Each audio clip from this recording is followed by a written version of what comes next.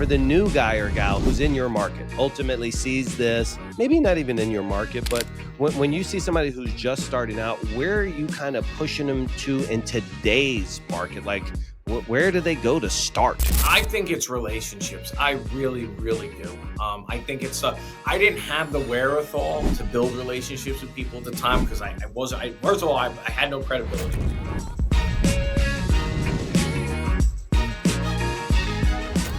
I wonder how this impacts you for better judging your offers or better analyzing exactly the best tax structure or the time and so how do you see AI potentially, if not already, affecting what you do as an investor? From a standpoint of identifying if this is the right house for us.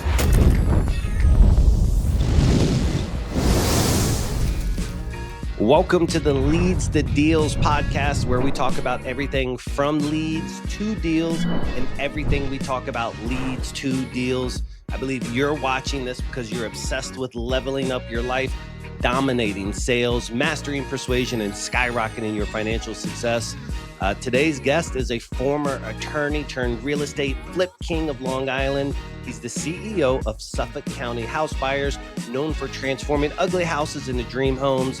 He quit the corporate grind to flip houses full time, and now even in his worst days doing this, in his words, it's 10 times better than his best days in his old career. Family man, investor's investor, and he's here to share how he built a 100% virtual house flipping empire on Long Island. Let's give a warm welcome to the man turning heads in New York real estate, Jeremiah Dalton.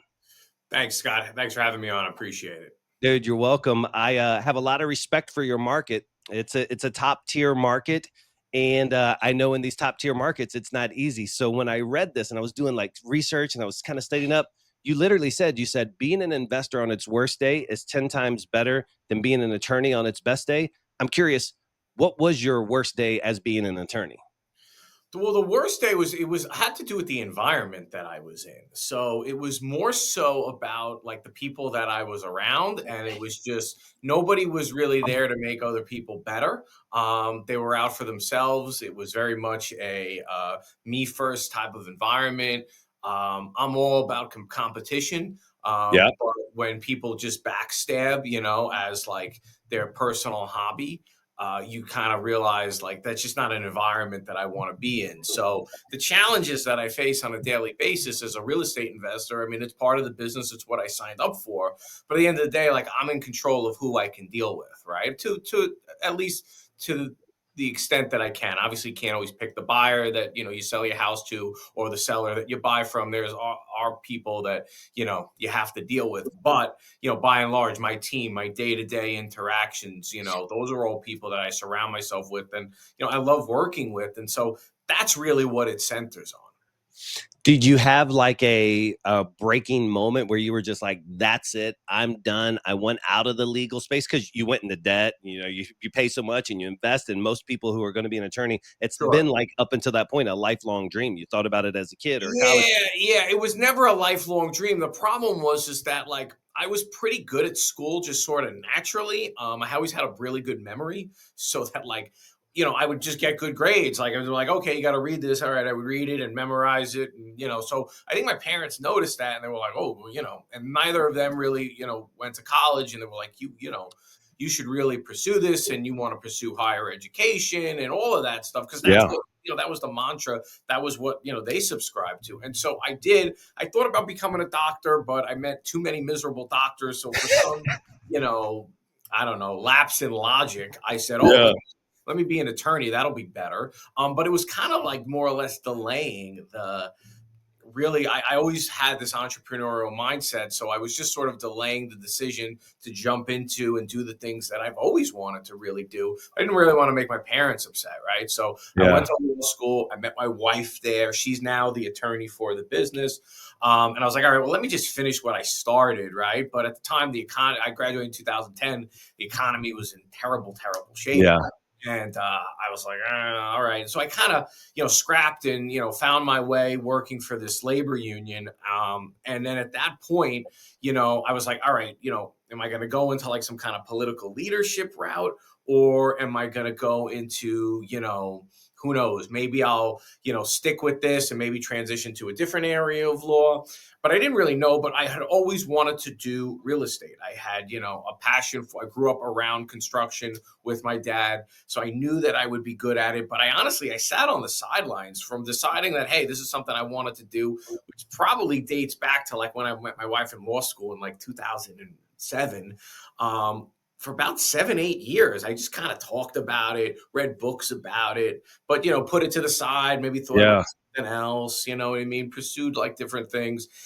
And then when I realized like this career at where I wasn't going to pan out, I was like, well, let me start building, a fix and flip business. Maybe I'll just do enough fix and flips where I can make extra money. I'll suffer through this job, but you know what? I'll have enough money and wherewithal to kind of, do the things that I want to do. But then it got to the point where I couldn't really take it anymore. I had already discussed with my wife that I was planning to leave. At this point, I was flipping, you know, 10 to 12 houses, Nice. yeah. So, and I was making more from that than I was, in my regular job, but still, I didn't know what was going to happen. And I still had the security of benefits and a pension and all that stuff that I was going to leave. But then things just really got ugly at work, and the environment and the things that people were saying. And I was like, you know what? We had an expectation that I was going to leave. I think it was probably, I wound up leaving maybe like 4 to 5 months earlier than we originally projected, but I had really hit my breaking point. Yeah. I And I think about like attorneys and similar to investors, there's just levels to it. And you'll have somebody who's an investor is doing a couple of deals, and then you'll have somebody who's got a monster shop or scaling, etc. What do you think is it from an attorney side, and then we'll pivot on, but what separates like a rock star, I mean, dialed in, top-notch attorney versus a guy who's just like barely keeping it together? well, I mean, listen, the really good attorneys are good marketers too. I mean, Mm, so they're able to bring in, a lot of business. So I think the ones that have like top notch, like legal firms, some of the top guys aren't actually that good of an attorney. In fact, I've thought about like from a marketing standpoint, right? If I ever wanted to go down that road, I would probably just know how to market the hell out of a law firm, right? My wife is not a good marketer, but is an excellent attorney. Excellent, yes. right? So, um, the ones that are like really, really, really good attorneys Uh-huh. usually have some kind of partner that's like the marketing end of it. There are those unicorns that can market and they can be Sure. great attorneys at the same time. But I have found that's why, like, you see like multiple people on a law firm. There needs to be multiple people to kind of fill those roles. And I knew very early on, like I wasn't really cut out to be a good attorney. I did well in law school, but like this wasn't my passion. I was just delaying the inevitable, and I really needed to get to where I wanted to be, which was, and I didn't realize that real estate and fixing and flipping houses was a marketing business, right? I was just looking at it from the standpoint of where can I find the deals and where can I make, where can I raise the money? And then I realized, whoa, there's this whole other component to it. And then at that point, once I kind of went in on that part, that's when the business grew. It's funny. It's so eye opening how you worded that, because I always think about what we do just from a business standpoint. It's like insert product here. Like if your system is so dialed in, it really doesn't matter the product that you're selling. But for some reason, when you think, at least me as a novice, I think about like attorneys or doctors. I never really think about them as that business side, but you're 100% correct. No matter what industry, it does not matter. It's truly, do you have leads to talk to? Do you have that type of buzz about your space? And so you really helped open my eyes to that there. I think for you who reinvented your own career path, it sounded like you did what most people can't do, which is do both at the same time. While you were an attorney, you were doing that. Is that your suggestion to people, or is it burn the boats sometimes? I got lucky in that scenario. Like I kind of knew I was on the way out, so I didn't really care about what I had happened. So I kind of secluded myself. I actually asked to be relocated at work to the basement of all places. And I was by myself and I was able to like do my work, but then also build this business. So I had a Amazing. realtor that was going on leads for me. I brought on like a virtual assistant to kind of take, some stuff off my plate. And I spent a lot of time on the business while working the job. Yes. And that's when like things kind of like got really bad, because then it became obvious to people like kind of what I was doing. But at that point, I didn't care. I had built enough that I was able to transition out of it. So in my head, like I envision, I know it wasn't like this, but like this basement, kind of dark light, the one stapler, It a was actually green pretty metal well lit. desk. It was a well lit basement. It had a lot of light in it, so actually but it was cold. Yeah, It yeah. was unfinished. It was stone. It was just a raw basement in like a commercial space in Queens. You know what I mean? But I was like, hey, I had a little space heater next to me to like keep me warm during Yeah. the winter, and I was like, all right, I'm just going to do the bare minimum here for as long as I can. I'm going to build this business, and that That's was so what happened. inspiring, dude. I love that you decided to still be faithful to the company, but being distraction free allowed you to kind of do both things at Yeah. the same time. I think about attorneys too, and I think, man, most of these guys are like really skilled speakers, or they have a level of communication. But it sounds like to me, when you started your flip business, you weren't actually direct to seller in any capacity. Were you just buying from wholesalers or investors? Were you able to use those communication skills as an attorney to source deals for yourself? No, so it was 2015. So there was still a decent amount of bank-owned deals on Long Island. So the first couple that I got were bank-owned, right? And then I made some money with them. The hardest part in the beginning was where I was going to get the money, right? Like I Yes. didn't, and now that's like the easiest part. It's like laughable, but at the time I was like, all right, once I came up with enough money, I did my first deal. I made some money from it. I did a second deal and I made some money. While those deals were happening, I was trying to get other deals and I was striking out left and right. And I was like, all right, well, what do I do? And then I don't know if you know Tom Caffarella. The name, yeah. Yeah, so big investor up in the Massachusetts, New England area. And I remember he had said, and it was like what I think it was Ray Kroc's banker told him, right? Like, hey, you're not in the burger business, you're in the real estate business. And then the whole McDonald's business platform changed. I heard Yes. Tom Caffarella one day say, like, you're not in the real estate business, you're in the marketing business. And I was like, kind of the same thing sort of went off. And I was like, all right, I'm going to double down. I'm going to start investing into direct to seller marketing. I had a mentor at the time that I was paying, who actually recently passed away. And he was leaning on people. So I think it was Ryan Dossie, with Mhm. Point Marketing. They were just getting rolling with, their direct mail platform. And so I was one of the first customers to kind of jump in on that while still working a full-time job. And I took the money that I was making on the flips and just put it into direct to seller. And all of a sudden it was like, not only I'm getting better deals, Yes. I'm not fighting for these like scraps, and then it was the same thing. I kept taking that and then, reinvesting it and so on and so forth. Made a lot of mistakes in the marketing, department. Tried a lot of things that didn't work, and still, to this day, I find myself cutting and repositioning. But over the years, it's developed. And what I did was I used social media, and I basically was able to build up a presence that people in my local marketplace started to know me. So these deals that I was doing from direct to seller, now I was taking those same deals and posting them online and telling the world, my community, this is what I do. I start making relationships, and all of a sudden people started bringing me deals. And a lot of my deals now really actually come from realtor relationships. I mean, Beautiful. it's half direct to seller, but it's half realtor relationships Mm. too. And so, all of that, like one thing sort of just kind of led to the other. But I wouldn't tell you that there was any kind of gifted speaking skills or persuasion or anything like that. It was just, get in front of sellers, talking to them, being as transparent as I could at a time where not as many people were doing it.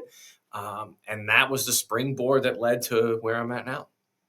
Yeah, and I always think about like positions of authority, and whether you represent the company and you're the CEO or you're the sales agent and you're direct to seller, you want to make sure you come across as professional. But what a badge, because I'm sure it came up in every conversation. Yes, I'm also an attorney, or yes, I have a legal background. I mean, there's just a communication level that comes with that, and being able to have that on your resume when talking to a seller, what an extra level of comfort. And actually, in your state, it's attorney driven state, right? It's an Like even real attorney-driven estate. state, but to be fair, like I actually left that part out. Like Really? I was talking to people. I'm a home buyer, right? Like I had to make it seem like, hey, I'm a home buyer. We buy homes in Suffolk County. This is what I do. I didn't want people to be like, oh, you're an attorney, you do this. So I didn't Oh, okay. kind Yeah. of keeping the focus here. Like, yeah, I did people to tell people that my wife is the attorney for the business because, she was starting to do Sure. closings. But before that, I never really talked about it. And even to this day, I honestly forget, what I mean? Yeah. Like, it's not something I really kind of identify with. Understood. If I had to do it over, I honestly never would have gone, but I also would have never met my wife and, had the kids and all that. So I can't look at it as, Amen. a bad decision. Yeah, but I want to talk about the direct to realtor. You need a direct to seller and direct to realtor, and having those realtor source deals. I'm in the same mastermind you are, which is Collective Genius, and a young man who's been somebody I've followed his career. He was coming up to me. He said, Scott, let me tell you this one thing that I just started doing that's printing us a couple of deals a month like clockwork. He said most times agents or people are reaching out to agents and just making them like cutthroat deals on listings that they have, but they're not actually building a relationship with them. So what I'm doing is I'm just calling all the realtors and letting them know that I'm their cash buyer and seeing if they have like a pocket listing. And he said, Scott, what you can't imagine is the light bulb doesn't go off for most realtors. They'll go out and look at somebody's property, tell them this needs $30,000 to $50,000 in repair before I can help you, and then never do anything with that lead again. He said, what I want to do is just be top of mind for them Sure. right there. When they go out there and they say, hey, this won't work for a listing, they pivot it to me. I will compensate them and give them the listing when I go out and put it out. And he said, Scott, nobody's really thinking like that. So is that kind of some of your relationship there? It is. Now, what I do is we have our own podcast. I really build relationships with people. There's a branding component that I do that's specific for realtors, right? Like there's Yes. a branding component that I do with television, right? To make myself the go-to guy for home sellers. There's a different branding component. It overlaps a little bit, but what I do with realtors. And so I've always tried to make myself as relatable, so, I've posted pictures of when my belly, was out to here and, now Yes. being in much better shape and just building relationships, being as authentic as I possibly can. The podcast, introducing people to, we call it the Long Island Legends podcast. It's specifically for people on Long Island, highlighting, it's not just it's business owners, it's politicians, right? It's getting people to understand who I am. And so I've learned to build a relationship with a lot of these realtors before they even reach out to me. And then when they do, they're like, hey, I've been following you for a while. You seem like a pretty good guy. I got this deal that you might be interested in. Nice. And so that's a big part of what we do. We do have a relationship manager that does go out and farm relationships and all that stuff. But by and large, my goal is to always build relationships with people, honestly, before they, even come to me. But we do a lot in terms of, a lot of agent outreach as well. But I want people to know as much about me so that the moment that we actually start talking, they kind of already feel like they know me. For somebody who's never interfaced in the New York market and they watch this podcast, they wouldn't probably believe or understand what I'm about to say, but you're a very easy to talk to guy, very relatable. But New York, Long Island people are rough to talk to when you're from out of state and they can devour you. And so is that true or is that just in my head? Because like I call nationwide and I think like Long Island is way different than Alabama or way different than Virginia. You guys are sharper and crisper and faster and maybe less sugary. So do you But find there's a way to be friendly, relatable, but also straight to the point at the same time. So I don't want to give the misconception that yes, it's not the place that like you're walking down the street and people just say hello. It's not that kind of place, but it's also not the kind of place that like people are out to just say fuck you all the time. No matter what. Like it's not like that. Right. It will if you piss them off. It will be if they smell bullshit. But if you're a person that's authentic and is there, direct, straight to the point, appreciating their time, whatever it is, they're going to work with you. You know what I mean? But there's no fluff. There's no fluff for you, really. Now, yes, there's your fair share of gruff people. God knows when we do, outreach, direct to seller outreach, like there's some people and it's bad. You know what I mean? You're always going to have those. But Yeah. then there's the people that might be a little bit guarded. Once you start letting them understand that, hey, I'm here to help and I'm going to point you in the right direction, even if I don't do business with you, that wall comes down a bit.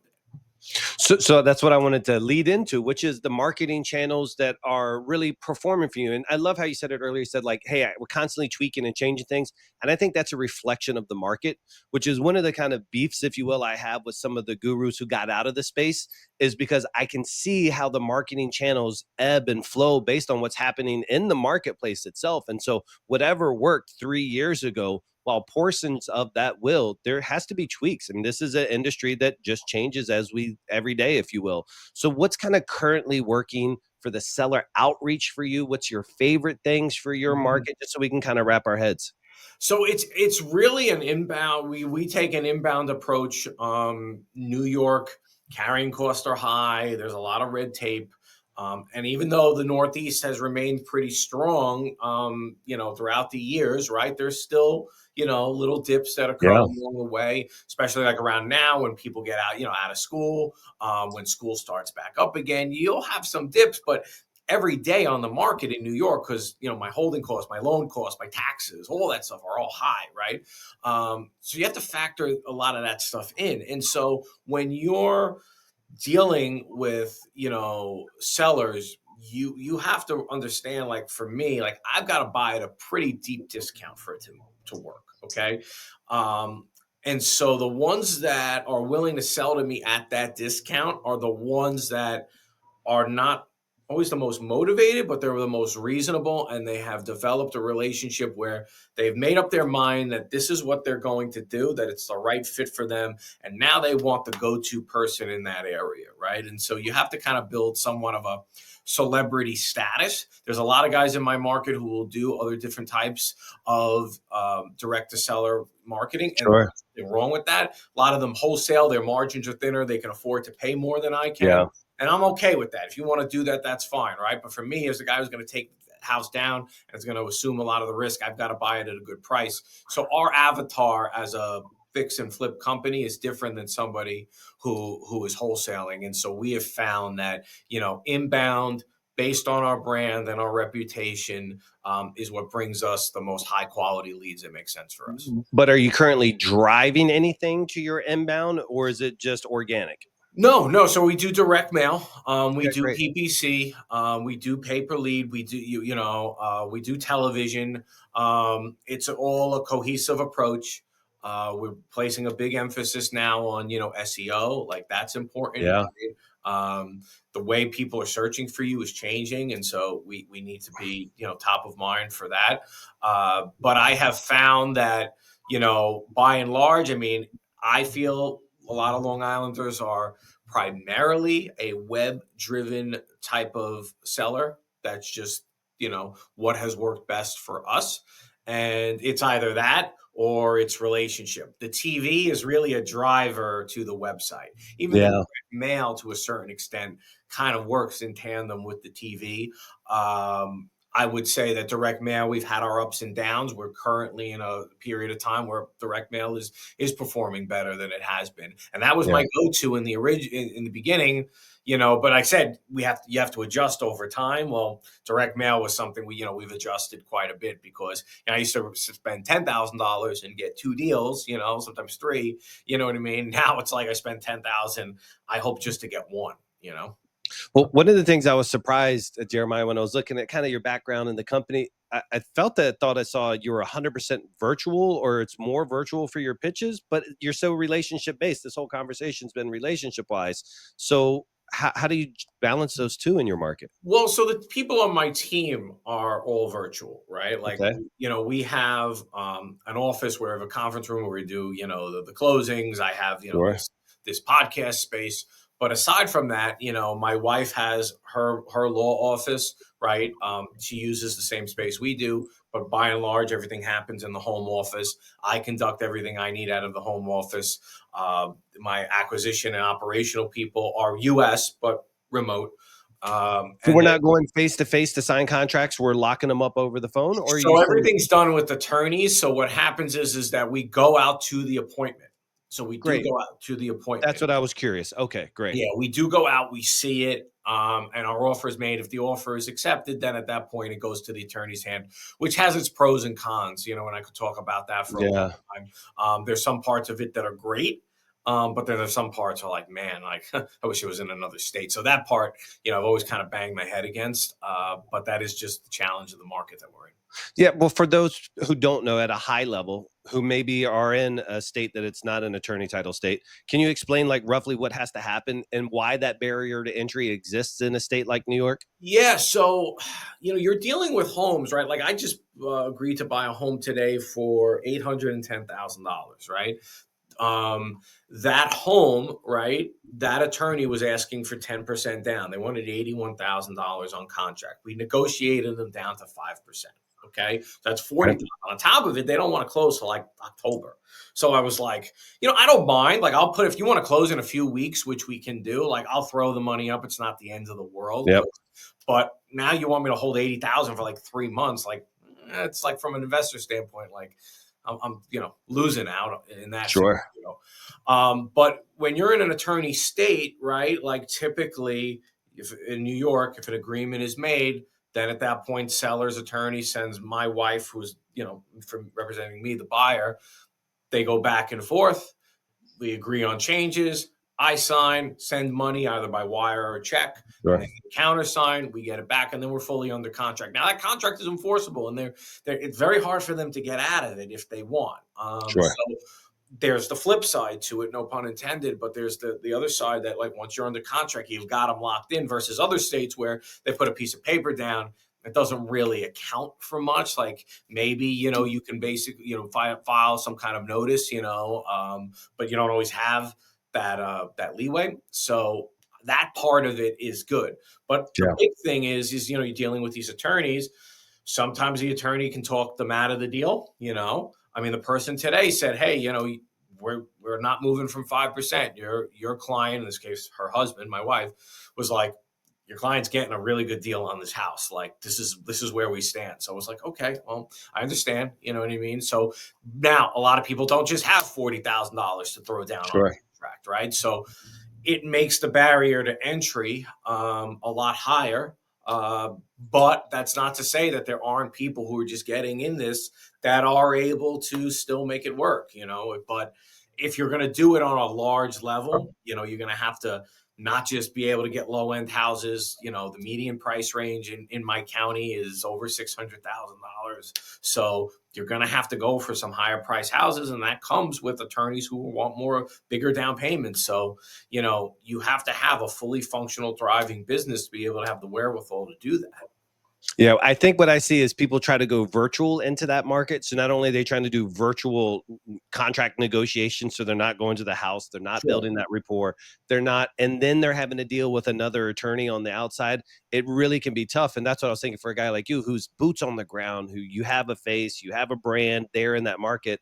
It just adds so much more credibility, and that barrier to entry is so much higher that it is, if you can stomach it, as you clearly can, it really does kind of keep the fray down to a degree and puts them in those other softer markets where they can just send out dummy offers all day and Yep, burn customers left and right. absolutely. Do you think for you guys, with Long Island being such a high price point, and I think you've done some stuff in Buffalo and other parts of the state, do you ever look at some of these other parts in the state and say, hey, I've done it in the toughest area here. If I took our infrastructure and moved to a softer market, I could Yes. really dominate those local guys and I then look them have up? the thing. I would have to be more on a wholesale aspect because Mm, our retail market is very strong, but that's also because of where we live. Schools are good. You can't build here. It's hard. So I don't want to say we're bulletproof, right? But yeah. we can withstand things that other markets maybe are dealing with right now. We're not dealing with those same effects. So yes, I mean I think that if we were going to wholesale, and that is something that I've considered for a while. Yeah. Absolutely. Absolutely. Considering what we've been able to do here, I just did a podcast here in the studio with my buddy Greg Helbeck, and he does multiple markets. He does New York as well, but he's in Orange County, so he's in a different area than I am.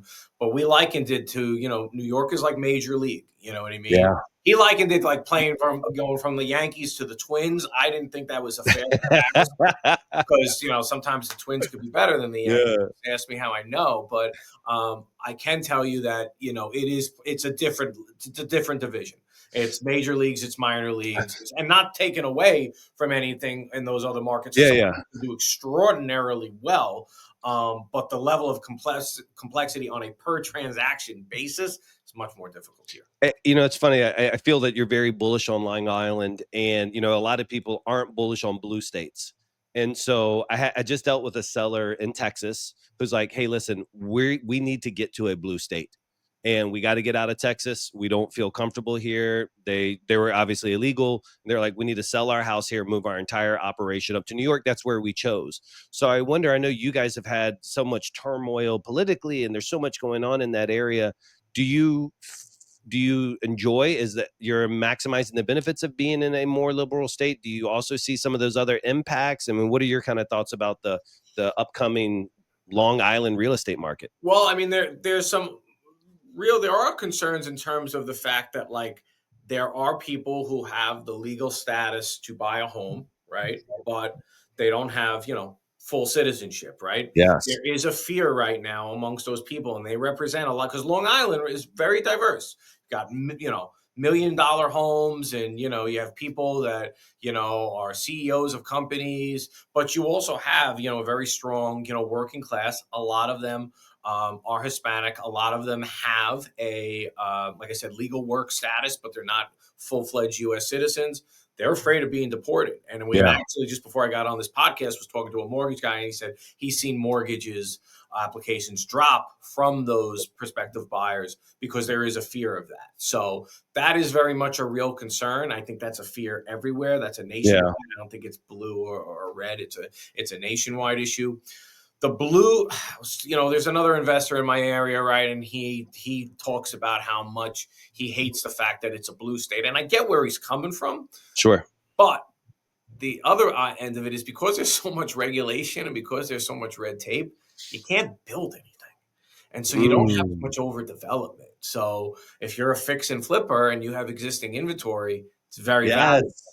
Isn't that funny? Yes, it's exactly right. How's co-living up there? Is that a thing? Co-living where like you take a property and each door gets its own unit and you kind of you're not going to see much of that. No, I wish, you know what I mean? Yeah, and I wish that, I know ADUs. California has been much more open with the ADUs. Yeah. That has not happened here. You will have protests from people. They call them NIMBYs, not in my backyard. And so there's none of that. But again, it's like now it drives up this demand for housing, right? Yeah. So interesting. You take the good with the bad. So I at least would rather deal with some more red tape. But no, I don't like houses sitting. I'll deal with everything. The one thing I don't like is houses sitting. So if I can be in a market where, we're constantly bringing inventory that's needed and it's going to move fast, like that to me is, I'll deal with the other problems. That to me is the main issue. I wonder, it's been about 10 years since you got out of the legal profession. I think 2015, 2016, something like that I may have seen. Well, that's when I started real estate investing. Real estate out investing. until a couple of years after that. So you started 10 years ago and somebody watches this and like, man, this guy's sharp. He's been in the game. He's already flipping, etc. For the new guy or gal who's in your market, ultimately sees this, maybe not even in your market, but when you see somebody who's just starting out, where are you kind of pushing them to in today's market? Like, where do they go to start? I think it's relationships. I really, really do. I think it's I didn't have the wherewithal to build relationships with people at the time because first of all, I had no credibility. That was the first thing. And the second thing is I didn't have the time. I had a full-time job. I had 2 young children. I didn't have a lot of time to go out and build relationships with people. But if you can build relationships with the right realtors and the right people, that's where those are our best deals. It's always the best deals. I would do that. I would suggest picking one marketing channel, go all in on that. Don't diversify, go all in on one marketing channel and simultaneously network with people. And again, it doesn't have to always be realtors, right? It could be estate attorneys, you know what I mean? It could be insurance agents. There's a lot of different ways that you can go, but you're going to have to network like a maniac because it's so competitive. I was doing direct to seller when nobody was, not saying nobody was doing it, but it wasn't like it was now. Yeah. So, I was able to, if I sent a piece of mail out, I was one person that, now they're getting mail from Come on, those are the good old days then right there. Wow. yeah. Where do they go to network? Like, is somebody going to a REIA? Is somebody like, where I do they think the start REIA out? is just going to be a lot of people that are just your average, went to REIAs when I Yeah. started out, and everyone was doing the same thing. Everyone was scratching their head, and, Yeah. basically it was the blind leading the blind, right? Agree.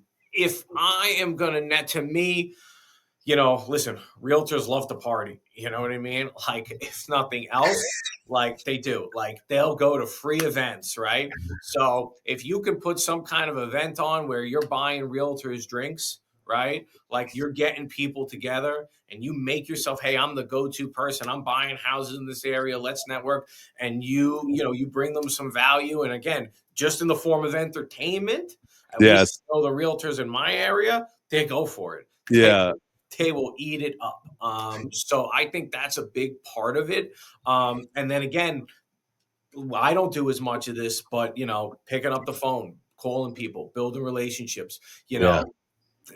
doing that heavy grind kind of stuff will go a long way. Now, again, you got to have some deals under your belt to give yourself credibility, which is why I suggest you pick some kind of marketing channel to get yourself going. Because then at least you can talk to the realtor. Yeah, I'm flipping a house over on 123 Main Street.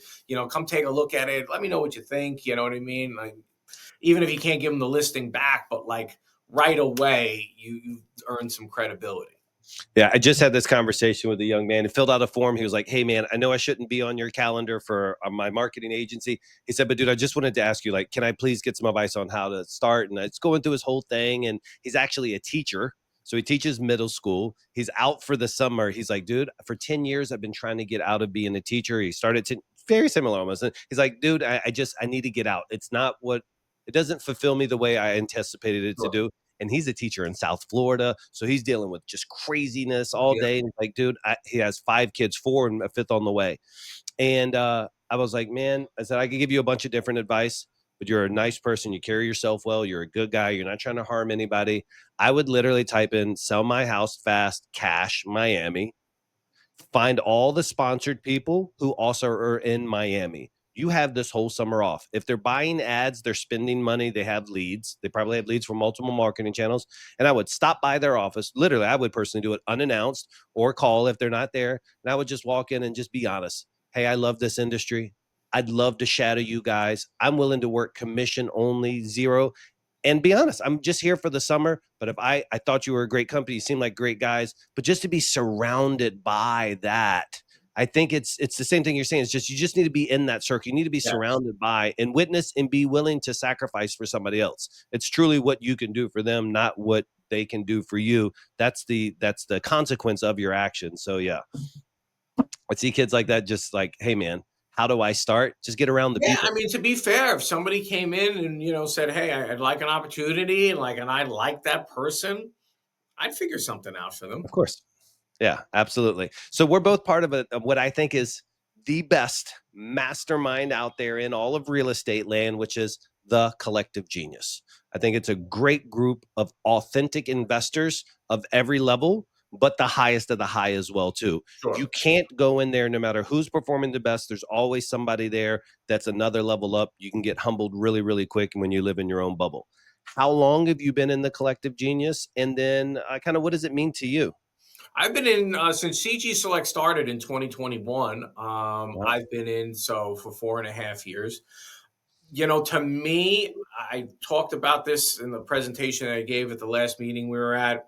I go there because I love the quality of people. I think it's just a group of really, really good people that, like, even if we weren't in real estate, I just like them as people. And we're different kinds of people, right? I might Amen. be a little bit more, edgy and, might have like a bit of more of an intense approach. These guys, they're, let's just say, much more mild mannered. Yeah. At the end of the day, I could say these people are really good people, right? And Yeah. I like who they are. And let's face it, in our industry, in real estate, like my team is great, but alluded to this earlier. You don't always get to pick the people that you work with on the other side of a transaction, and you watch them do some pretty bad stuff. Yeah. It kind of jades you. It really does. But when you see these people, right, and you're like, all right, you know what? Like, there's good people out there, right? There's people that want to make a difference. They want to do the right thing. You don't always see that by and large, but when I go there and I see it on such a large scale, it brings me a lot of joy. Yeah, I don't think I've ever seen a group of people who cared so much to lift up other people. Yes. And it's almost an evangelical type of Yeah. atmosphere, if you will, where everybody truly is leading to help somebody else. And at my first time going to one of those types of events, I was just like, oh man, I want to go into that guy's market and destroy, because but then I realized, like, wait a minute, this is something completely different. Everybody's treating everybody with love. Let's now flip the script and pour in. And Yes. it's really amazing. So it's a great group of people. You recently won a monstrous belt. Was that your first belt No, that's my second, actually. I love it. All right. So we're part of the Belt Club, and you got it. What was your presentation for in May? You just won. Yeah, so I made a big physical transformation a couple of years ago. I was going through a really tough period in my life. Just things from a professional Yeah. standpoint, a personal standpoint. I was having a lot of difficulties with my middle child, my oldest son, right? It was creating a lot of household chaos for us. And all these things are just kind of happening at once. And it caught me flat footed, right? And I Yeah. didn't really know how to deal with it. And I was like, if I'm going to encounter stuff like this, for the rest of my life, I got to be better prepared for it. Right.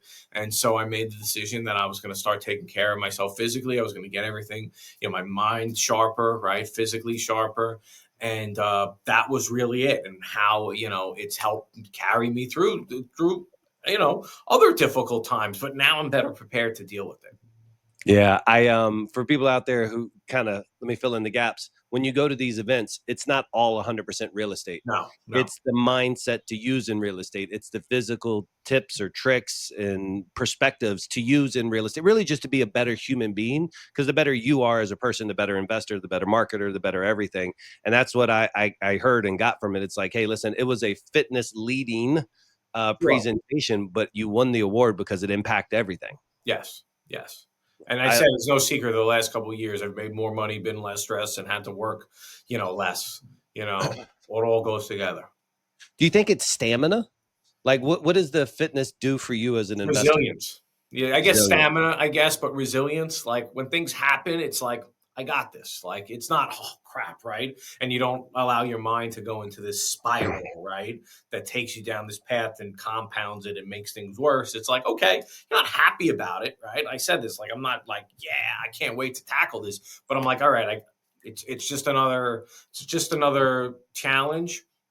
I can do this. You know what I mean? I wish I didn't have it, but here it is. Let's deal with it. It's training that bitch voice, I think, sometimes too, Yeah, because you're it's just pushing constantly. it away. It's like, okay. And listen, I'm not saying when things there sometimes could be like a moment of panic, a minute, 2 minutes, 10 minutes, but then, Sure. That identity that you shape takes over and then you're like, okay, let's focus on the solution. So there's been a lot of changes, or let's say information, if you will, in the legal landscape for real estate investing. June 5th in the Ninth Circuit Court, there was a ruling about DNC and the TCPA and what actually defines a DNC violation that was wildly favorable, at least in that circuit court system. Also in the Seventh in Texas, there's been something similar, but it was really crazy. And like, what's been so beautiful for me as a business owner who has a marketing agency is now being able to utilize AI to do the type of deep research and pull the dockets down and understand. And like, I spent all this money to be able to sign up for whatever the software is, and I got all the dockets and all the exhibits, et cetera, et cetera. I always see these industries changing because AI. I'm curious, just from your wife maybe perspective, or you're looking back, how do you think AI is going to really change the legal industry, the attorney space? Have you thought about that, or have you seen it kind of already changing I things? haven't seen it too much in that space. What I do think is going to happen is I think attorneys are at the end of the day, right? Like you're still going to need like a real human being to sign off on it. So I Sure. think it's a major tool for all of them. I think they're going to be able to cut down staff. I think they're going to be able to operate, Lean. lean, very, very lean. So I think from that standpoint, now my wife also does wills, trusts, and estates, Hmm. impacting that area probably more than it is the real estate, at least right now, but Yeah. it's coming down the line. I mean, at the end of the day, it's a major tool that all of us are going to have. It's something that we're utilizing in our business and are continue to utilize. I think on the legal perspective, being a business owner for multiple years, Mhm. there's always lawsuits. Like the more successful you get, there's a lawsuit that pops up here or there, Right. right? And you always kind of when you're on the defending side, there's always something small and technical that you're like, I just didn't even know that my contract should have said this exact verbiage Yeah. versus the other. And I think for the people who are using it to protect themselves, to protect their companies now, to better structure their companies, their consumer contracts, it really is a golden opportunity where while everybody hasn't adopted it, to make sure you're super secure. And then I think about guys like you who are actively flipping it. I think, okay, I wonder how this impacts you for better judging your offers or better analyzing exactly the best tax structure or the time Mhm. or, and so how do you see AI potentially, if not already, affecting what you do as an investor? Uh, like from a standpoint of identifying if this is the right house for us, I still Yeah, don't see it being akin to what I see. That sure. I think in its ability to connect with sellers and make the process smoother and faster, I think there's enormous opportunity there. You Excellent. have that, right? Speed to lead, right? Your ability, somebody calls, the ability to use AI to get right back to them Whew. is to me like the biggest thing that you can implement right now. Obviously, there's a lot of other things. I think understanding the personality profiles of different people, different areas, and tailoring maybe your message to that Yes. is the next step. We haven't gone down that road, but rest assured, it's something that we're looking into. But I also think how people search for you. I mean, I'm using AI more and more. I used to be, all Google. I'm barely on Google anymore. You know, Hmm. what does that tell you? 100%, especially for the search results. I was thinking about that earlier when you're like, hey, in our market, everybody's search heavy. I just went and got a blood panel done because I've built out my own custom like GPT health thing. So I Yeah, just did all the blood panels. I'm waiting for the results. So because now I have in my back pocket the best doctor that I've ever had in my life. And yeah, so I'm exactly. excited for that. I'll tell you one other cool thing I started using it for in my business is I've always known like Ernst and Young and Deloitte and Price Waterhouse Cooper. Like these are these all big four consulting firms. And so what I did is I started to ask it as if it was working for Deloitte or as if it was Yeah, Ernst and Young, and being able to have it start to respond to my business questions and ask me questions about my business from an operational standpoint, from cash flow, from marketing. It's like you said, I'll always make the best offers for the foreseeable future. I'll make it the absolute best that I can do. But I could always use some of that additional help with understanding maybe a better reporting, a better way to look at my cash conversions and my marketing spend. And so I am super excited about what AI can do for guys like us who are buying properties, who are yes. managing staff, who are hiring people, who are training people. I think it's going to be exciting. Yeah, I mean, knowledge isn't really worth anything anymore, right? It's actually implementation. If you can implement, you will succeed. There's something Socrates, and I'm sorry if it's not Socrates, but I believe it is. It's something like the purpose of knowledge isn't knowledge, it's action. Yeah, And now that we have all the knowledge source for us, now, like you said, it's implementation, it's it's just that. action. That's all it is. Dude, I'm excited about your new podcast you just launched not too terribly long ago, last month Yep. or so. Yeah, last month. Yeah, yeah. Tell us again, Long Island Legends Pod. How do we find it? What should we expect when we listen to it? Yeah, so LongIslandLegendsPod.com, right? And we're interviewing the very best, the industry leaders across Long Island, not just real estate, could be politicians, it could be in the fitness industry, right? We just had a business broker on. So people that are impacting the community and people that are, making the place that we love that much better, right? Like Long Island's filled with really successful, really driven people, right? Purpose driven people. The Yeah. idea is to get them all on this show so that when people understand, hey, why is this place so great? It's because we have great people. right? We have great people. And to do that, right, we want to get their stories out there. And in doing so, they can learn a little bit more about what I do and what we can bring to the table. So it's a networking tool for us as well. I really enjoy kind of hearing the various stories. I've once talked to a guy who was a doctor, he was a surgeon. He was downstairs. He was like, dude, I'm wearing my scrubs. The reason why I'm hiring your marketing company is I'm ready to transition out and kind of reinvent his career path. And so we get to meet you. You were in the legal space and you reinvented your career path simultaneously doing those. And then now to be so lean, like virtual, and having some of these guys spread out and having these office resources and making an impact on Long Island and creating a brand. This is a super cool success story, man. I'm very thankful, Jeremiah, for coming in to sharing with us what it means to be a leader in Long Island. I'll definitely have everybody check out your podcast. But how do they follow you on Instagram or Facebook? Where should Yeah, they you follow can you? connect me, Jeremiah Dalton, on Facebook or my Instagram, Jeremiah Dalton _ message me. Like I said, I love connecting, talking to people, and seeing what value I could bring. Brother, I greatly appreciate your time today. Thank you for coming here and dropping some gems on us. Have a kick-ass Appreciate it. day. All I right. talk to you, brother.